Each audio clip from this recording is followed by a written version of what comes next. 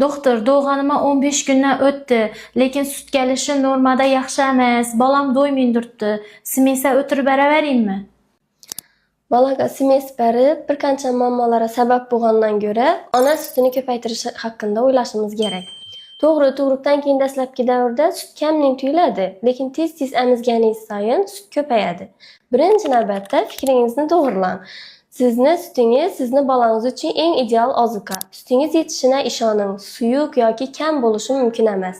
Tez-tez emizing. Nechalim ko'p emizsangiz, shuncha sut hosil bo'ladi. Bu esa tug'ruqdan keyin bachadoningiz qisqarib, o'z holiga kelishidan ta'sir qiladi. Yetarli miqdorda suv rejimini amal eting. Har emizishdan oldin bir stakan issiq suv iching. Bola uxlagan vaqtida o'zingiz ham yetarlicha dam oling. Kaloriyali, oqsilaboy ovqatlar bilan ovqatlaning.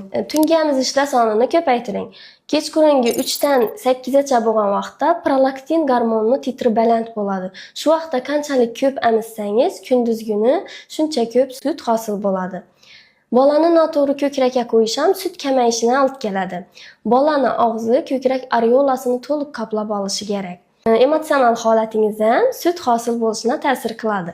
Bolani emizgan vaqtda bola haqida o'ylab, yaxshi kayfiyatda emizing.